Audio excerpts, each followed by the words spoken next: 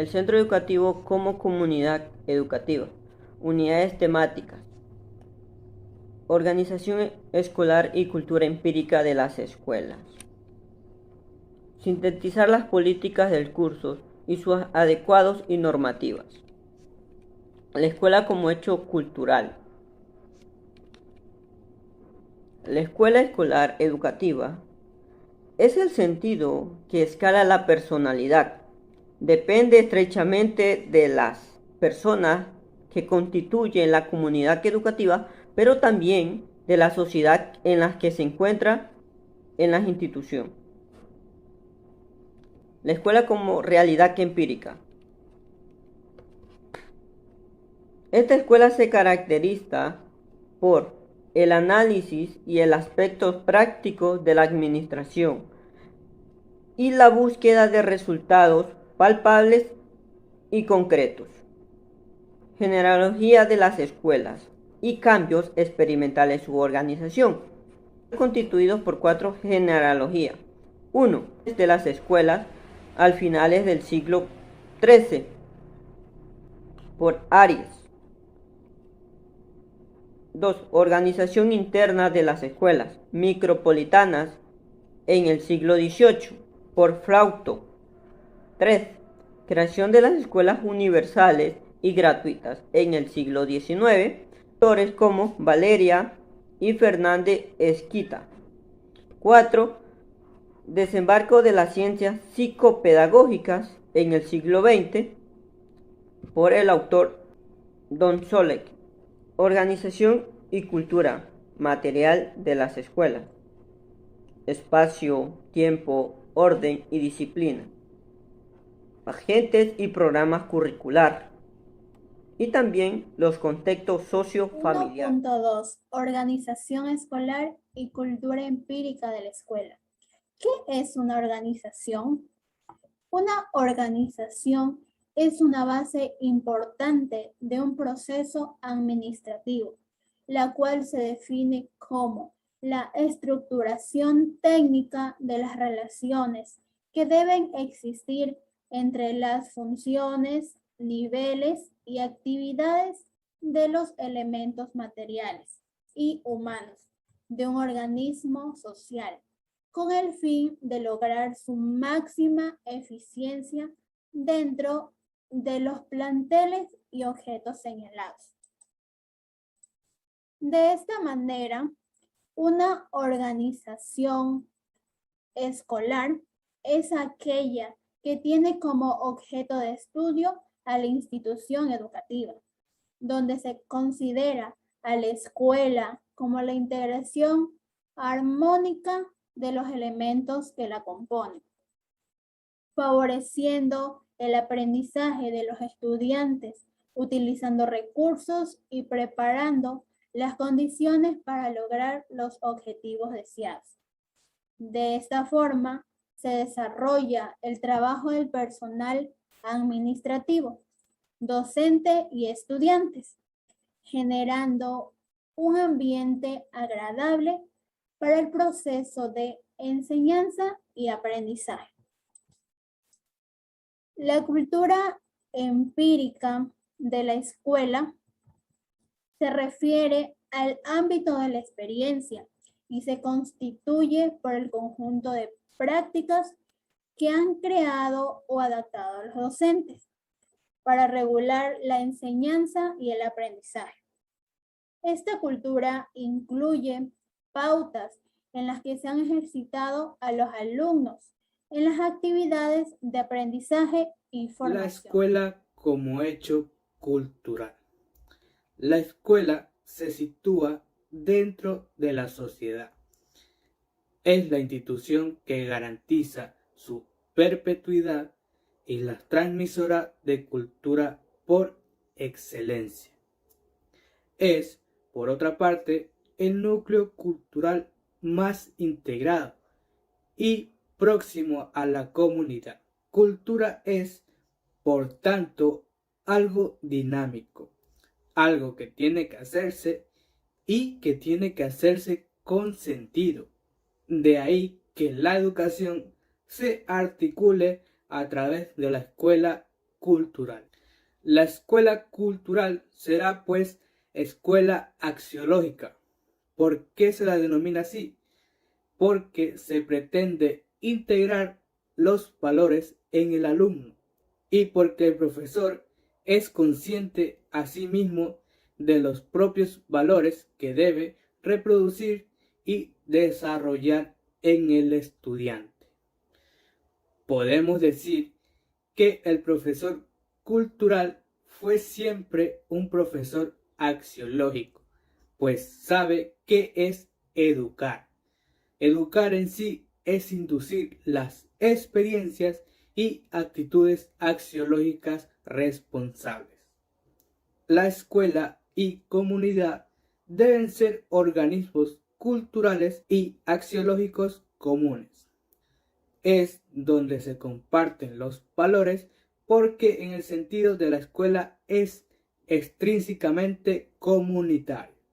La escuela recoge la cultura de la comunidad en sus diversas formas, centrándola en la persona del educando, enraizando su libertad, democratizando el aprender y construyendo su autonomía. La escuela como realidad empírica. La cultura empírica de la escuela está constituida por las prácticas que los profesionales en educación han inventado y difundido en el ejercicio de su profesión y que han llegado a configurar la memoria corporativa del oficio docente. Es por todos conocido que la educación a lo largo de los años ha evolucionado y ha tenido cambios muy importantes, que en algunos consideran bien y otra parte de las personas no tanto.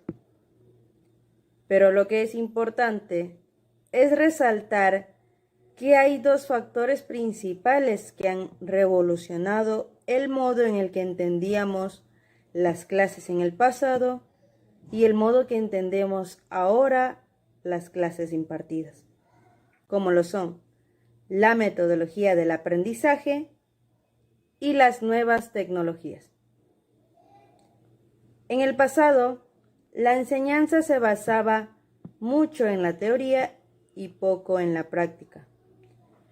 La forma de aprender era basada en la repetición. Para estudiar, el alumno repetía mentalmente las lecciones, la memorizaba y con eso ya daba por aprendido un tema o lección.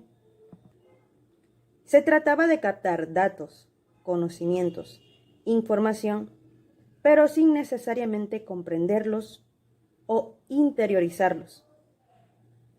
Ahora, la educación es más participativa y la enseñanza es más avanzada y práctica, donde el alumno se convierte en un actor activo y el profesor con el alumno se encuentran en un mismo nivel de enseñanza y aprendizaje. Genealogía de la escuela y los cambios experimentados en su organización. A finales del siglo XIX, la escuela adopta una coherencia que produce sujetos de acuerdo a sus intereses socioeconómicos. La escuela sirvió como lugar de refugio para corregir, prevenir o mejor dicho, normalizar su funcionalidad organizativa. Se define la idea clásica de un centro educativo como una organización humana que desarrolla sus actividades en un espacio físico, con una estructura y un fin primordial, como es la educación de los alumnos.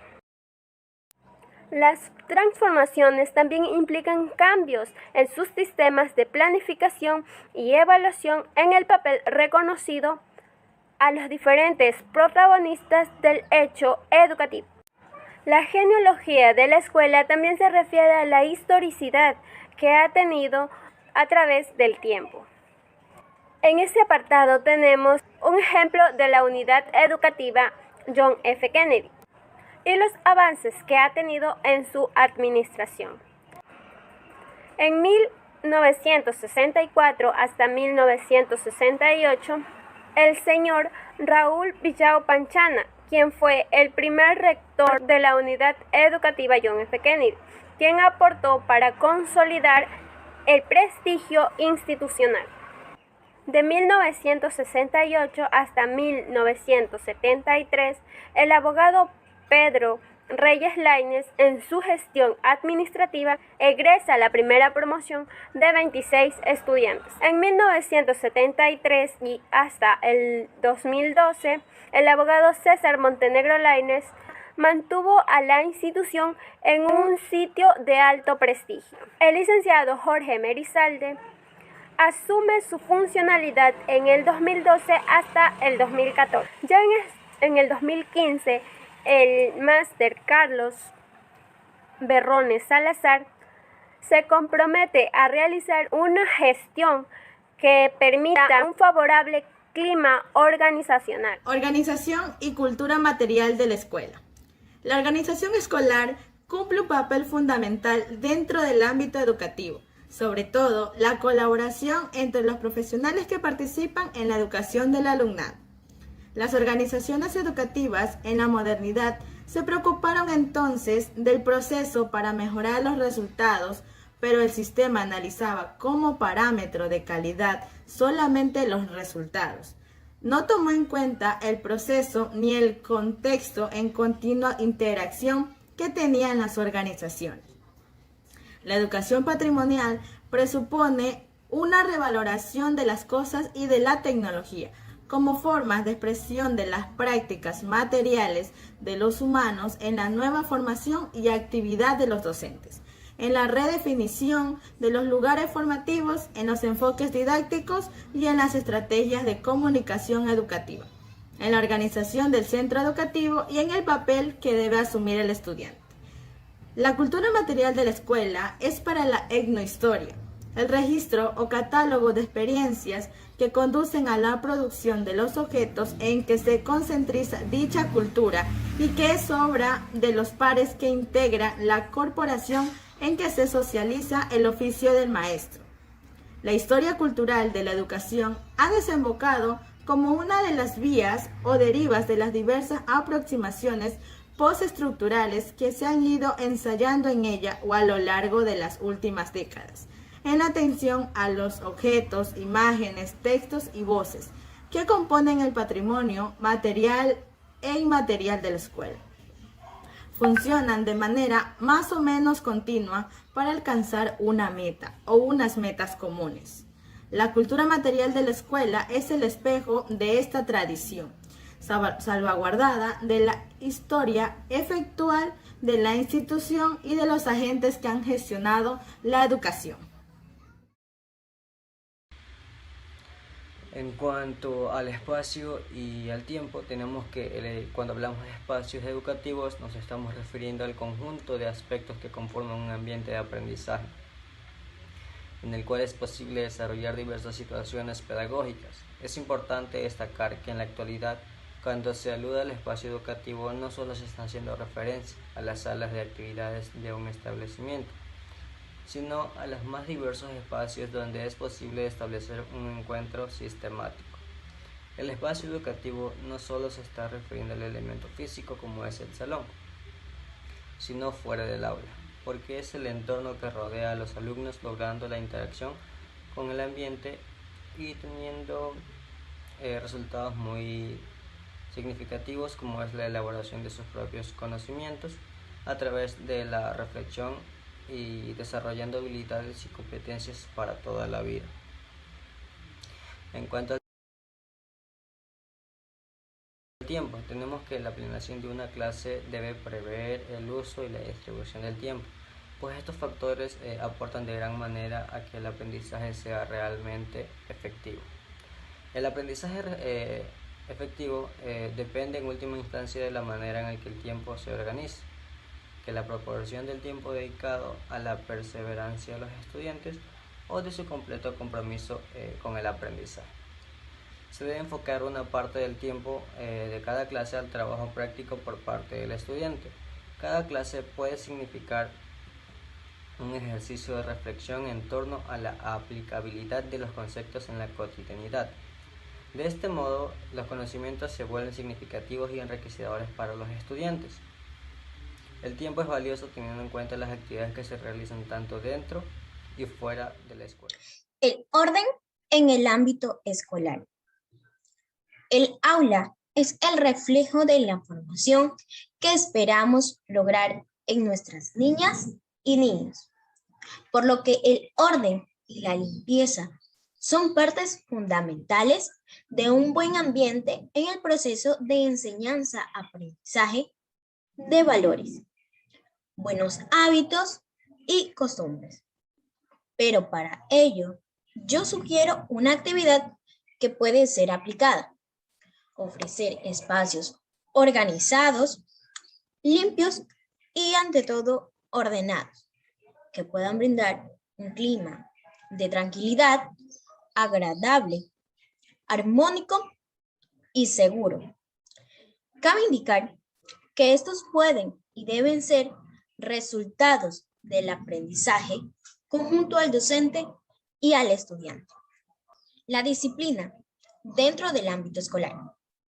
Se entiende por disciplina escolar a los alumnos que deben seguir un código de conducta conocido por lo general como reglamento escolar. Este reglamento, por ejemplo, define exactamente lo que se espera que sea el modelo del comportamiento, el uniforme, el cumplimiento de un horario, las normas éticas y la manera en la que se definen las relaciones al interior del centro de estudios. Dicho reglamento contiene además una normativa respecto al tipo de sanción que debe seguir en el caso que el estudiante incurra a la violación de la norma. Este dicho, es posible que algunos centros pongan más el énfasis en la sanción que en la misma norma. Agentes y programas curriculares. Los actores que participan en los procesos curriculares son las autoridades de la institución, como los profesores, los alumnos, entre otros. Esta es una fase del hecho educativo donde su función radica en la creación de un ambiente propicio para llevar a cabo este proceso educativo. Esta es la planificación de las oportunidades de aprendizaje, donde se busca generar y profundizar cambios de conducta. Cabe destacar que aquí se debe precisar cuál va a ser el ambiente para que se lo va a llevar a cabo, lo que se quiere lograr y cómo se lo va a lograr. Para llevar a cabo este proceso educativo es necesario la participación e interacción de una serie de agentes en el programa curricular.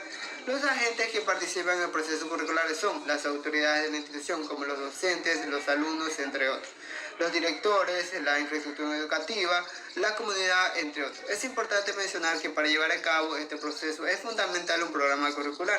¿Pero qué es aquel programa curricular? Pues es un proceso de selección y organización de las capacidades, conocimientos y actitudes, acompañado de indicadores de logros, estrategias metodológicas y otros elementos que buscan garantizar el trabajo sistemático en el aula, para así generar experiencias de enseñanza-aprendizaje. Esta es un proceso que consiste en la organización anticipada de los elementos del currículo y de las características y actividades que intervienen en el proceso de aprendizaje. Esta permite la adaptación de la labor educativa como las características culturales, ambientales de los estudiantes en la institución educativa. ¿Qué es lo que permite este programa curricular? Pues permite diversificar y contextualizar el currículo de manera adecuada, al igual que permite la adaptación adecuada de selección y clasificación de las capacidades. Cabe destacar que también permite contribuir eficazmente a la solución de los problemas prioritarios que han sido establecidos, identificados en dicha institución. Con respecto al objetivo del programa curricular, es proveer que los alumnos sean competentes para que solucionen y prevengan de manera efectiva los problemas que suelen presentarse en la sociedad. Contexto sociofamiliar. La familia es el primer pilar de formación de las personas, por lo cual es considerada como la principal institución y base de las sociedades humanas.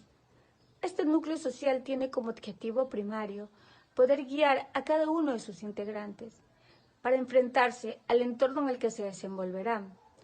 Por lo tanto, cada uno posee características propias y por ende se ven inmersa dentro de distintos factores que pueden beneficiar o afectar el desarrollo escolar de los niños. Por eso, cabe mencionar la gran importancia que tienen que los infantes puedan desenvolverse en contextos familiares agradables para su óptimo desarrollo escolar, porque dentro del núcleo familiar es donde se crean los primeros valores y principios con los cuales van a formar a los chicos en su crecimiento. Por tal razón, podemos decir que los alumnos que se desarrollan en un clima familiar favorable tienden a lograr más fácilmente el éxito escolar, ya que tienen la ventaja de que sus padres les ayuden o estén más cerca de la realización de sus tareas, como también pues ellos puedan estar más pendientes de su comportamiento y a su vez también puedan orientarlos a aquellas acciones que ellos realizan dentro del hogar o dentro de las instituciones educativas. Lo contrario sucede cuando existe un ambiente desfavorable, debido a que esto impide que los niños puedan sentirse más seguros y tener esa tranquilidad, y a su vez también retiene la concentración que pueda existir dentro de las aulas de clase. Por lo tanto, podemos decir que es necesario que los padres de familia realmente se involucren y participen activamente en el proceso de aprendizaje de sus hijos. Y sobre todo, tomen conciencia del estilo de crianza que están llevando dentro de sus hogares con cada uno de sus hijos. Para concluir, una vez de haber conceptualizado lo que era una organización, podremos recordar entonces que es un sistema abierto que posee una existencia física tanto concreta como una distancia particular en tareas y funciones tendientes a lograr determinados objetivos. Para entonces, nosotros ya debemos haber recordado aquellas vivencias que tuvimos cuando estuvimos en la escuela, tanto vistas desde la realidad cultural y un hecho empírico, en lo que fue la organización escolar y cultura empírica de la escuela. También hablamos acerca de lo que fue la genealogía de la escuela y aquellos cambios experimentados en su organización. Aquí en esta parte vimos que la escuela comienza a sustituir a otros modos de aprendizaje para que el aprendizaje se desarrolle de forma oficial. En cambio, también vimos lo que es la organización y cultura material de la escuela, en donde hablamos acerca del espacio, que son un conjunto de aspectos que conforman el ambiente de aprendizaje de los estudiantes, e incluso son hábitats que ofrecen oportunidades de desarrollar el aprendizaje. También vimos lo que fue el tiempo, que son elementos que organiza, orienta y regula sobre todo nuestras acciones cotidianas.